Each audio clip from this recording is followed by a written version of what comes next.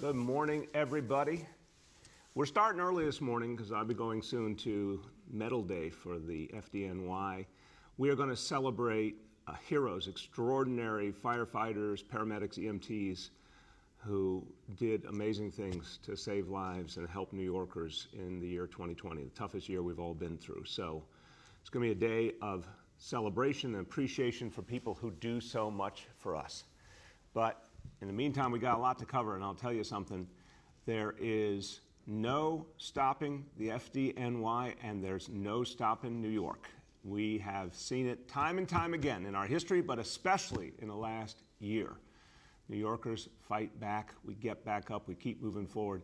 There's no stopping New York. So today, I'm going to give you proof of just how amazing the efforts of New Yorkers are and how much, when we decide we're going to make a change, we really make a change. Today, here's an example of a record we've broken, and this is great for our environment, for stopping climate change, for a healthier city, for a less congested city, for a greener city. More and more people are turning to bikes, and that's fantastic. And in May, we had a record, and it was broken, as is great news, in the month of May 2021. 2,709,684 rides were taken on City Bike. I was one of those. There's your evidence on the screen. And this is amazing that more and more people are turning to City Bike as an option. This is good for this city. And what a good way to ride into the summer of New York City. You're going to see people out on their bikes enjoying this city like never before as we come back strong. There's going to be a bike boom all over this city. And to make sure folks are safe, we are installing, I should say, 30 plus miles of protected bike lanes this year. So we're continuing to expand bike lanes all over the city. Now, last year was a record-breaking year for installation of bike lanes. We're going to keep building. We're going to keep encouraging folks to use city bikes and other alternatives. I want you to hear from someone who joined me on my ride from Gracie Mansion to City Hall. We had a great time that day. She is a leading urban transportation advocate and Lyft's general manager for City Bike. My pleasure to welcome Laura Fox.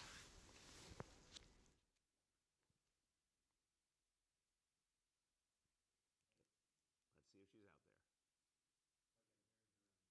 Okay, we're having a little technical problem. And you're not able to hear me?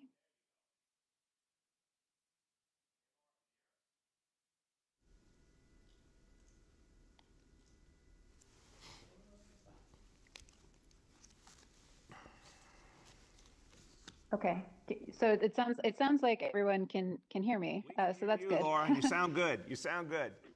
Okay, great, great. Thought that there was a technical problem on my end, but just wanted to thank you again for coming on the ride. And as you previewed, we broke just about every type of ridership record this past month. So that included the monthly record, weekly all-time record, and daily all-time record as well. In National Bike Month, no less, we broke that monthly record with that over 2.7 million trips, including the million e-bike rides. We love taking that trip with you. We know that you prefer classics over e-bikes. I prefer e-bikes myself. We can have that debate further in the future. We also broke a new single week record in the week of May 16th with over 750,000 folks riding bikes for commutes, leisure, and more to explore New York City as it reopens. And so we love seeing that bike boom come to life. And then we also set a single day record on May 15th of over 118,000 rides. And we've now surpassed our 2020 record of 103,000 rides 9 times since mid-May on both weekdays and weekends. And I love seeing over 100,000 people on bikes. There's nothing that wakes me up every day more excited to see the sustainable mode of transportation alive and well in our city. And we see a number of reasons for this success. I think first, we're in the middle of a $100 million investment from Lyft to expand all across New York City and have added thousands of new bikes and stations to the system already this year, including in the West Bronx, Inwood, Astoria, and Sunset Park, all communities that are underserved by traditional transit, and our bikes are providing New Yorkers in these areas with a fast and easy way to get to the train, run errands, and see friends. And as the system's popularity has grown, we've also worked to add additional docks at our most highly used stations. So that's in areas like Midtown and FIDI to really support commutes as people start going back to offices, and continue to work with the mayor's office and the Department of Transportation to identify this space and to really continue to grow the system. And then our e-bikes have really brought new users into the system. As I said, I'm a big fan. They help you go longer distances, climb hills, bridges without breaking a sweat, and get you to your destination faster. And I think we've seen e-bikes have over 10 rides per day in the last month. And then, as Mayor de Blasio said, I think, expansion of the bike lane network, we're grateful to the mayor's office and our partners at the Department of Transportation who are working to create a more protected bike lane system and space for bikes on streets. We know from research that it's one of the most impactful things you can do to get folks onto bikes across the city. So thank you for celebrating this great set of milestones with us, and we're looking forward to many more over the coming year, and hopefully some more bike rides together as well. Amen. Thank you, Laura. Thank you. I appreciate all you are doing to encourage bike usage in this city. I love your enthusiasm for it. And let me tell you, classic is the way to go. So I'm gonna be sticking with my classic city bike. I'll see you out on the road. Our next stop is Ocean Parkway, Laura. That's coming up soon. Great ride. Ocean Parkway. Down to Brighton Beach. It's beautiful. Get ready. Get ready. All right. Thank you, Laura. Everyone, look, we're going to keep talking about it. There's no stopping New York. This is such an important time in our history, and New Yorkers are stepping up, setting records, doing new things, making things happen every day. To epitomize this, we've started a campaign to let people know that things are happening in the city. Time to get invested in this city, time to come back to the city if you're outside, time to make things happen in New York City. Our No Stopping New York effort epitomizes the energy of this city. We had a 60-second advertisement we showed you earlier. I want you to see now the 30-second version. You'll be seeing this message everywhere. It really captures the spirit of the city and why we are coming back and why everyone needs to be a part of this comeback. So I want you to see the 30-second version of this ad. There's no stopping New York.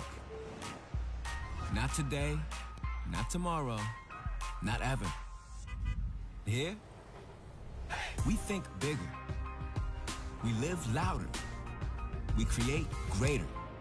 There's no stopping us from building a stronger, healthier, fairer future for everyone. Because we're New Yorkers, and there's no stopping New York. So that says it all, and there's just more and more evidence every day. Yesterday I told you the amazing news, the lowest positivity level for COVID since the crisis began.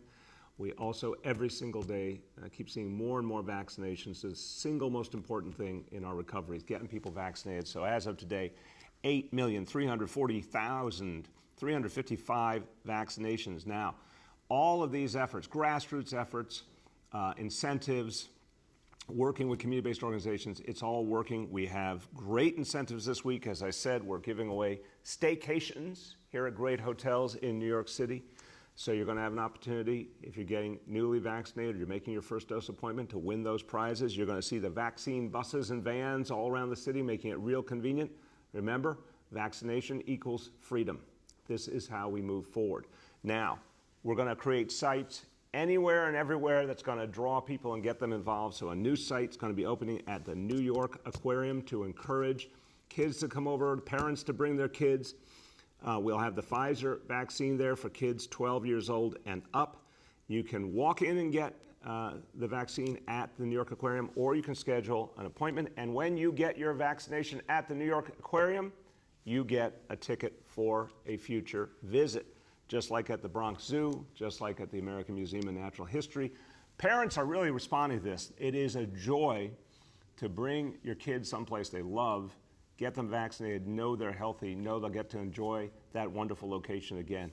So this is a great, great opportunity. If you want to schedule an appointment or find any site, whether it's New York Aquarium or any other site, 877-VAX4NYC, or visit vax4nyc.nyc.gov. Now, we in New York City have used such a variety of approaches to vaccination, and this is why we've been able to put up really substantial numbers, including at the grassroots. But now we have an incredible new opportunity because so many young people are qualifying. Now we've got hundreds of thousands more New Yorkers who can get vaccinated who couldn't just a month ago. So we now are really doubling down on focusing on young people, focusing on their parents, focusing on their pediatricians. What's interesting and positive so far is New York City is outpacing the nation at vaccinating our youngest people, and this is exciting. From the moment we got the announcement that 12 to 15-year-olds could get vaccinated, we saw a surge of interest. We saw parents bringing their kids out right away. Here's what we now know. For 12 through 17-year-olds, 118,000 New York kids have already been vaccinated in that 12 to 17 age range. 118,000, that's 23% of all the kids in that age range. That surpasses the national average of 22%. So we are doing something here that's working, and we want to build on it and go farther, especially in the neighborhoods hardest hit by COVID. We care deeply about reaching our young people in every way. So, starting on Friday, in certain schools, we're going to pilot something very exciting. We're going to start launching in-school vaccination sites. This is something I think is going to open up a world of possibilities. We're working with our health department, our Department of Education, with the UFT. We want to make schools a place where kids can get vaccinated. Now, for so many kids, of course, that has only been a recent possibility. So we're going to start this in certain schools around the 5 boroughs. We're going to see how it goes. We're going to get the most done we can between now and the end of school later this month. But it's going to be a way to reach a lot of young people quickly, and it's going to be a way to encourage parents to understand how incredible it is, what a great feeling it is to know your child is safe. So we'll start schools on Friday, expanding more over the days ahead. We will be in all 5 boroughs in schools, vaccinating kids, select locations, not everywhere yet, but select locations.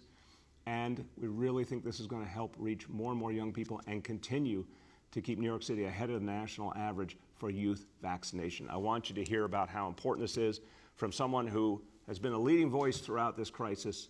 I talk about all the things we need to do to reach New Yorkers and do it with equity. I want to introduce the chair of the City Council Committee on Health, Councilmember Mark Levine. Thank you so much, Mayor de Blasio. I am thrilled about this announcement and really happy to be able to join you today. You know, we have to move to a new strategy now to take vaccination to people. And that's true for young folks as well. There are many families that are busy with work and family obligations, and they might not have time to travel to a vaccination site after school to get their young person vaccinated. But if we bring vaccination to them in their school buildings, well, that's a game change. And schools really are a great place to do this because they've already got records of how old kids are. They are very good at getting parental and guardian consent, and they have relationships and trust with families. So it's just a great venue to expand vaccination options for young people. And this really is a win for equity, taking this to schools where, in neighborhoods that have been hit hard by COVID and where we do need to increase the vaccination rate. So I am thrilled by this move, and I just want to encourage everybody, every family, every young person to get that vaccine. These are safe, they are effective, they have been tested on young people. The vaccination on age 12 plus is going great in New York City. So be part of this so that we can make our city even safer, so we can totally crush this pandemic ahead of school reopening in the fall. Again, I'm really thrilled about this announcement, Mr. Mayor. Congrats to you, the DOE, the Department of Health, and everyone for making it happen. And thanks for having me on today for this great news. Thank you. Thank you so much, Mark. And we are going to keep pressing on to reach farther and farther the grassroots, more and more equity. Thank you for your efforts in your community and beyond to support that. And now I want you to hear from someone who really understands this from a frontline perspective. He, for years, was a public school teacher, understands how important it is to communicate with parents because he is a current public school parent himself on top of that. I've talked to him, he has a passion for education and reaching our young people and obviously for keeping them healthy and safe. He is also the newest member of the Bronx delegation in the City Council, Councilmember Eric Dinowitz. Thank you, Mayor de Blasio.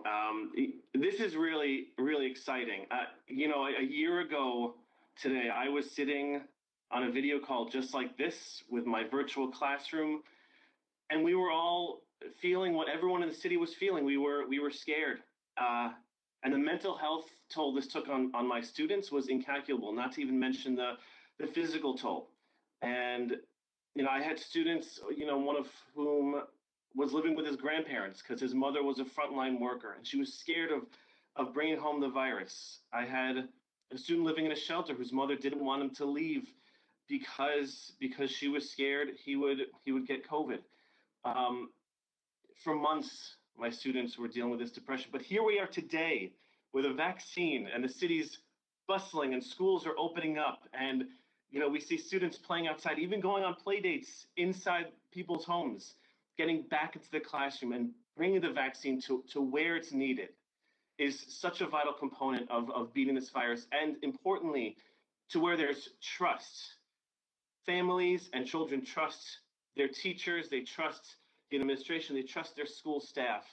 And for a lot of vaccine hesitant parents, this is an important step in ensuring the safety of our children and families and reopening for full-time in-person support. And especially in the Bronx, it's so important that this is being piloted in the Bronx, which has been really hardest hit by the virus, and where the vaccination rates are so low.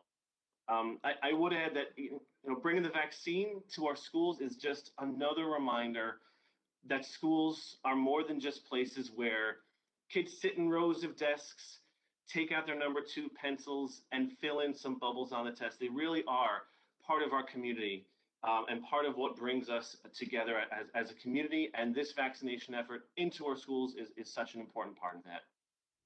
Thank you so much, Councilmember. Thank you for all you did for this city as a teacher and now for what you're doing. And I can tell how much it's in your heart to be there for our kids. And thank you for spreading the word. I agree with you. Getting vaccination wherever kids are, whether it's the New York Aquarium or the Bronx Zoo or in the classroom, we're going to reach kids everywhere and make everyone much, much safer. Thank you very much, Councilmember. All right, now continuing on this theme, we are going to be doing a series of events all over New York City for New York City Youth Vaccination Week. So all of these pieces are going to allow us to keep focusing on young people, because here's an area where we can make such a difference.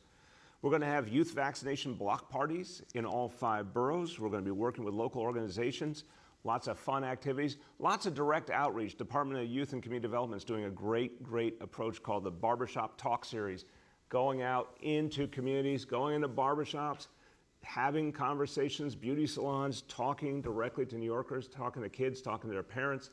This direct approach makes all the difference. And no voice is more important to a parent. I can tell you this from my own experience. The voice you listen to the most when it comes to protecting your kids is your pediatrician. Here to talk about how important it is to get young people vaccinated, all the ways we're going about it. He is a pediatrician himself. He has served the city with tremendous energy during this crisis as Deputy Commissioner for the Department of Health, one of the people who's been at the front line fighting COVID and particularly focusing on the needs of our young people, Dr. Danny Stevens. Thank you, Mr. Mayor. Mr. Mayor, as you know, the latest group to be authorized to receive the vaccine are among those who've missed and been missed the most, our children. We have a lot of hugs to catch up on. So as a pediatrician, I've had many conversations with patients, with families, with young people about vaccinations. We talk about their concerns, we talk about their questions. And I know this is an important decision because protecting our children is important. I want to assure young people, parents, and guardians that the Pfizer vaccine, the COVID-19 vaccine that's now authorized for use in youth ages 12 to 17, is safe, it's effective, and it saves lives. Tens of thousands, as you mentioned, hundreds of thousands of young New Yorkers have now received the Pfizer vaccine. And by getting vaccinated, they're keeping their families, their loved ones, and their communities protected from the virus. On the other side of vaccination, kids can be kids again. They can hang out with friends. They can go to summer camp. They can visit grandparents and other family members, all safely. For Youth Vaccination Week, we're making it as easy as possible for the vaccine to be given, and because the priority of our young people is health and safety. We're also making it as easy as possible for youth, parents, and families to learn about why the vaccine is safe and effective. In all 5 boroughs, as you mentioned, the city is hosting block parties and resource fairs. At these events, doctors and public health professionals will be on hand to answer questions about the vaccines. There will also be family activities, food, music, and resources from city agencies and community-based organizations. We're also hosting 24 virtual events with health department doctors and leaders from community-based organizations, where adults and young people can learn more about the Pfizer vaccine and have their important questions answered. And we are promoting all of the sites throughout the city that carry and offer the Pfizer vaccine. These include new sites like the Brooklyn Museum, the Botanic Gardens, Rockaway Beach, Coney Island, Orchard Beach, and the Van Gogh exhibit on the Lower East Side. To find a vaccine site near you, go to nyc.gov/vaccinefinder, or you can call 877-VAX4-NYC to find a city-run site and arrange free round-trip transportation to a vaccine site. You can also reach out to your family's pediatrician or healthcare provider to see if they have the Pfizer vaccine, and they can answer your questions about the vaccine for your child. Over the past year, so many young New Yorkers have been impacted by COVID-19, whether it's remote learning or missing their friends or their after-school activities, including sports. I urge parents and guardians to talk to your children about the COVID-19 vaccine and to discuss their questions and their concerns. And to young people, I urge you to learn about the COVID-19 vaccine and to share your story. Your voice is so powerful. We need your help to encourage your communities to get vaccinated too. Post your pictures, post your videos on social media, and talk about the COVID-19 vaccine with family and friends. The more New Yorkers who get vaccinated and protect one another, the closer we will be to moving on from this pandemic and getting back to the people and the activities that we love. Thank you. Thank you so much, Dr. Stevens, and thank you for all you do for this city and sending a clear message to parents and kids. And by the way, the fact that parents and kids are showing up now, as they've been qualified to get vaccinated, they're showing up in great numbers. This is part of why we see an important uptick in the number of vaccinations in the city. So now we're at 4.3 million New Yorkers have received at least 1 dose. That's more than half the population of the city has now received at least 1 dose. We know that pretty much everyone who gets a first dose follows through and gets a second. And we expect a lot more kids coming forward, a lot more parents coming forward. This is going to be crucial to our effort. Okay, let's go over today's indicators. Number 1, daily number of people admitted to New York City hospitals for suspected COVID-19. Today's report, 66 patients, continues to go down. That's fantastic. Confirmed positivity, 15.38%. Hospitalization rate, 0.56 per 100,000. Again, continues to go down. Absolutely outstanding. Number 2, new reported cases on a 7-day average. 240 cases today, another really good number. Number 3, percentage of people testing positive citywide for COVID-19, same as yesterday, all-time low since testing began, 0.83% on a 7-day rolling average. So that's very good news. Okay, quickly in Spanish, just a few words on the importance of getting young people vaccinated. Las tasas de COVID están más bajas que nunca en la ciudad de Nueva York, y es porque las vacunas funcionan. Y ahora estamos haciendo que sea aún más fácil ponerse la vacuna, especialmente para nuestros niños. Vamos a llevar las vacunas directo a los niños, comenzando con 3 escuelas en el Bronx este viernes.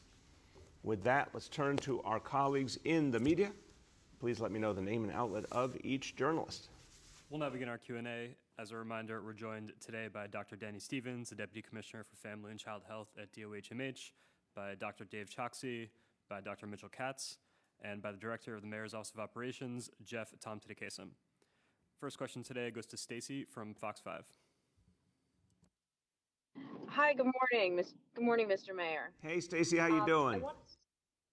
I'm doing well, thanks. I want to start with a question about the attack on the Asian woman a few days ago. And we know, the suspect is under arrest, but has a long rap sheet. Commissioner Shea has spoken out about it and said, someone like him being back on the streets is putting New Yorkers at risk. I think he has 5 arrests this year. So I'm wondering, what does this say to you? Do we need to take another look at bail reform? More of these people who seem to have repeat violent offenses, committing more violent acts that are really is sending a lot of fear in certain communities in the city. Stacey, there's a lot of different pieces of this equation we have to act on. I know our colleagues in Albany right now, for example, are focused on reforming our parole laws. This is really important. We get a lot of people who come out of prison and are simply dumped in New York City by the state of New York instead of getting help and support like housing or support getting employment or any kind of discharge planning that will actually help them turn their life around. That's the kind of change we need. We need to keep looking at laws to see how we can improve them unquestionably. But meanwhile, on the ground, the work we do with policing, our anti-hate crime task force, our anti-Asian hate crime task force in particular, has been very effective, including the use of undercover officers. The work we do with mental health, going out and engaging with mobile teams. We're going to have to do all of these approaches, Stacey, to make an impact. Go ahead. I understand the concept of the multi-pronged approach, but in a case like this and another incident, I believe, where a man who had multiple arrests, classified as emotionally disturbed person pushed a woman down the stairs. In these specific cases that are happening now, maybe the anti-Asian hate crimes task force couldn't do anything if this is just a random attack for someone that shouldn't be on the street. Do you think that these people should be on the street? Should they be being released when they're picked up on these events? Stacey, I've obviously talked about this a number of times. I think we have to keep working to always balance the equation. I think there are a lot of important changes that have been made in laws in the name of justice and fairness. We obviously always have to balance that with public safety. That's ongoing work. I don't think you pass a law and it's just there and done forever. You keep looking at the results, you keep working to make things better and make improvements. So we got to do that, but we also have to use all these other approaches. The next is Juliet from 1010 Wins. Hey, good morning, Mr. Mayor. How you doing? Good, Juliet. How you doing? Fine, thank you. So you were talking about bicycles and bike lanes. So I'm wondering, has any thought been given to a bicycle lane grid where there is a map so that cyclists can follow, that motorists can follow, pedestrians can follow, so that people know where the bike lanes are and that rules of the road are followed and enforced so that, pedestrians and cyclists and motorists just know where each other is at and what's going on? Julia, it's a real interesting thought. I think what's happening now is more and more sort of a clear citywide approach, more and more protected bike lanes, more and more options for bicyclists. But I think you're making a good point. We got to keep evolving and helping everyone understand how to respect each other out there on the road and be safe. So I haven't heard that particular suggestion, but I think that's the right direction for sure. Go ahead, Juliet. Okay, so yeah, just a thought, because I'm thinking of, shared streets as far as lanes for bikes and lanes for cars, that if people know where they are, they know what to expect on that area. But anyway, my next question involves parades. There was a Memorial Day parade on Staten Island this weekend. Are there plans to resume parades in New York City? And I'm thinking about, some of the ethnic parades that are usually on in the summer, and then there's the West Indian parade on Labor Day weekend. Great question. We're looking at that right now. Obviously, that parade in Staten Island is something people cherish, honoring those who we've lost serving our country. But it's much smaller than the kind of parades you're talking about that are major, citywide events. We're looking at that now. I said a while ago, when we get to the point that we can bring parades back, it's something New Yorkers appreciate a lot, but the first parade will be one to honor our healthcare heroes, our first responders, our essential workers, all the people who saw us through the crisis. So we're looking at that right now to figure out what makes sense to do when. But the good news is we're getting safer every day, so it's reopening the possibility of having those kind of events again. The next is Odalis Molina from Telemundo. Yes, good morning, Mayor. More police presence have been allocated to the subway. However, we continue to see more attacks and incidents. What is the plan to make people feel safe when they use the public transportation? Odalis, I think it is continuing to refine the strategy. I mean, we've just now gotten to a point where we have the largest police force in our subways in over 25 years. That presence is going to be felt more and more. But it's also about precision policing, determining exactly where is the best place to have those officers. That work goes on. And I also think, Odalis, the recovery itself. More and more people are choosing to go on the subways. Public safety experts will tell you, the more people who get on the subways, the safer they get across the board. So it'll be that combination of pieces that I think gets us there quickly. Go ahead, Odalis. Can you elaborate more on the incentives for young people, apart from the vaccination on school coming soon, for them to get vaccinated? And you were mentioning that before in the press conference, but can you elaborate on that? On how, when you say elaborate, you mean on how important it is? The incentive for young people to get vaccinated, apart from the areas in the school coming soon.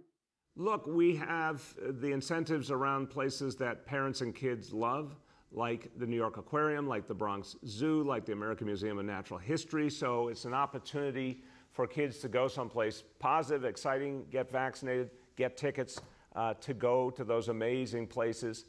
There's so many ways we're going to be reaching out to parents and kids in communities, showing them the benefits of vaccination. I think parents, look, every parent thinks first and foremost about the health and safety of their kid. Parents may have some questions, but as Dr. Stevens said, we're going to be out there in communities to answer those questions. And pediatricians, we're working with pediatricians to reach every one of their patients and have the conversation. And the more those conversations happen, the more parents choose to get their kids vaccinated. The next is Ruvain from Hamondia. Good morning, Mr. Mayor. How are you? Good, Ruvain. How you been? Good, good. Sorry for my voice is a little off. I'd like to ask you about a report in the Atlantic that says that earlier this year you convened a meeting of some of the city's most powerful unions to urge them to consolidate their endorsements behind Eric Adams, even though you haven't publicly endorsed Adams, for the sake of stopping Andrew Yang. Is this report true? Look, Ruben, this was reported a long time ago. We had a meeting, several key labor leaders and me, about the future of the city, the future of working people and organized labor. We talked about a lot of things. It was convened to talk about what was important to do for the future. It was not convened for any specific purpose. Go ahead. You're saying that you did not urge them to support Adams, but I do have to move on to my second question. There's a report in the New York Post that a director of the Bronx Defender's Office, which is funded by taxpayer money, sent an email from her work email address to colleagues about, quote, standing in solidarity with our comrades in Colombia, Brazil, and Palestine who are fighting rampant state violence by militarized police forces that the U.S. empire helps to train and otherwise support financially and otherwise, unquote. Is an employee of a taxpayer-funded office permitted to send political emails from their work emails to colleagues? It's a fair question. We've been really clear about public employees not using public resources to express their political views and understanding how we have to respect each other's viewpoints. I don't know what the law is related to an organization like that that is, you're absolutely right, supported with taxpayer funding. But I will look at that for sure. I would just say people need to realize how important it is in the most diverse city in the world to respect everyone. And if someone is there to do a particular job, focus on that job and serve people. That's what they're there for. The next is Andrew Siff from WNBC. Good morning, Mr. Mayor and everyone on the call. Mayor, later this morning, Congressman Lee Zeldin, who you know is running for governor, is going to demand that Governor Cuomo remove the mask order for children in schools. I'm wondering what you think about that in terms of immediately doing that and where things stand as of right now for how likely it is that kids returning in September would still have to wear masks. Right now, we're assuming kids will be wearing masks. That could change depending on CDC guidance. And obviously the fight against COVID, which so far is going really, really well in this city, but we're going to keep that fight going. And my belief is the farther we go, the more freedom we're going to have. The more people get vaccinated, the more freedom we're going to have. But for now, The plan is to keep masks on kids, abundance of caution, and I think that's the right approach. Go ahead, Andrew. Are you planning to watch the debate tonight, and what are you looking to hear? Definitely going to watch the debate. I want to hear as much as possible from the candidates how they are going to move us forward after everything we've been through. I want to hear what about them makes them able to move this city forward in this incredibly sensitive time. And not just political answers or, sort of vague answers, but what about them as a human being is going to allow them to move us forward? That's what I'm going to be listening for. The next is Paul Leota from the Staten Island Advance. Hi, good morning, Mr. Mayor. How you doing? Good, Paul. How you been? Good, thank you. So regarding bike share, the DOT told us back in April that they were considering other options after Beryl pulled out. I'm just hoping to get a sense of where that stands with the city, those other options. Yeah, it's a good question, and I know that's something we've got to come up with an alternative for. I don't have a perfect answer for you at the ready, but we will get you one today, Paul. Go ahead. All right, thank you for that. And just regarding the school vaccine sites, the in-school vaccine sites, I'm hoping to get a better sense of where that's going to start and what the rollout is going to look like if you have specific sites. On Friday, we're starting in the Bronx, and we're going to expand out across the 5 boroughs in the coming days. But specific sites, I want to emphasize, this is something we haven't done before, obviously, because kids didn't qualify.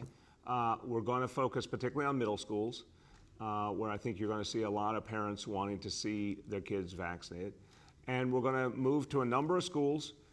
We are going to see if it makes sense to stay multiple days or one day. We're going to work this through because we have a few weeks to work with now before school is over. And our goal is to reach a lot of kids. And then we're going to keep doing that going forward into the summer because we're going to have potentially hundreds of thousands of kids in our new summer initiative. So this is a way of finding out the best approach and then applying it more broadly. We have time for 2 more for today. The next is Nolan from the Post. Hey, good morning, everyone. Hey, Nolan, how you been?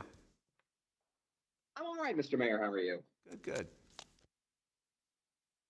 To follow up on the questions about the man who attacked the woman in Chinatown, what does it say about our criminal justice system that a man can have been arrested a half dozen plus times in the past year and have a rap sheet with some 40 incidents on it and be released back into the general public pending his court date and his trial?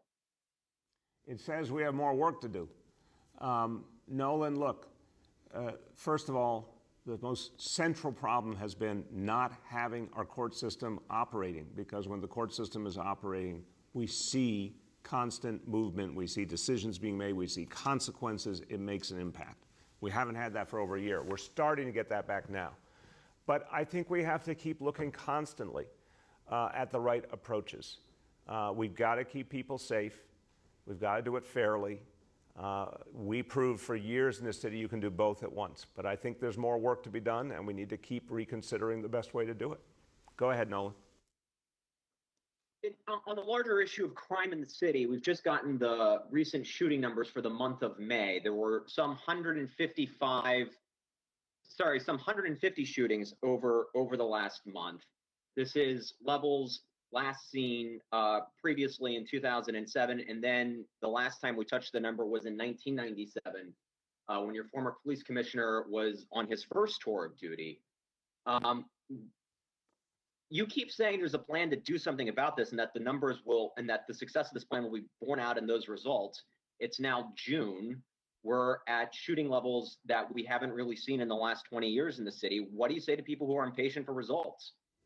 I say to them exactly what I've been saying, and I'm absolutely convinced that we're going to turn this around. I have a lot of faith in the NYPD. We had 850 more officers join the force coming out of the academy last month, 600 coming this month.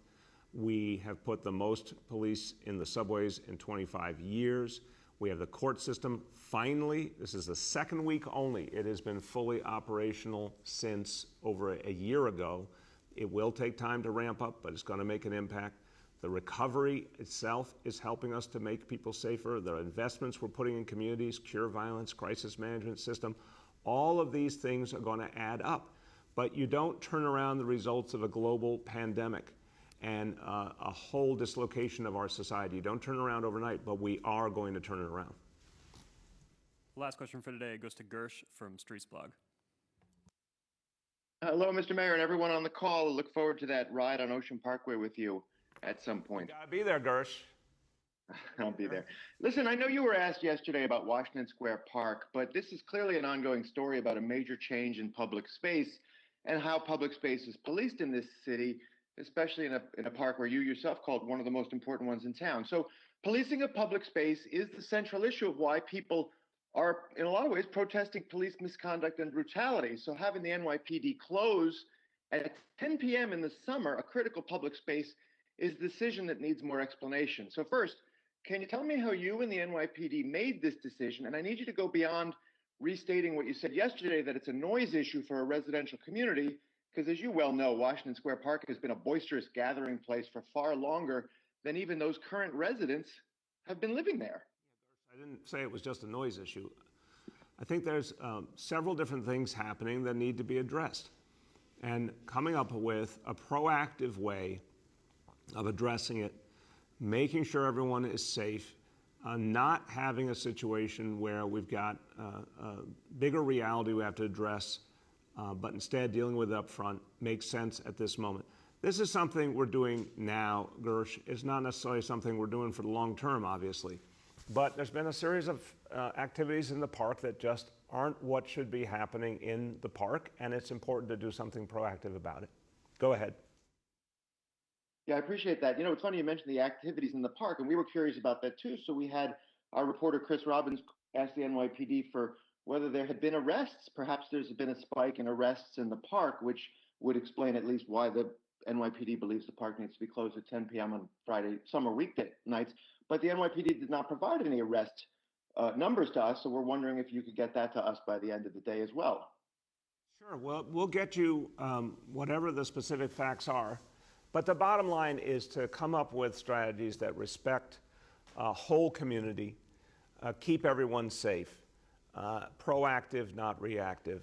Look, we've all gone through so much with COVID.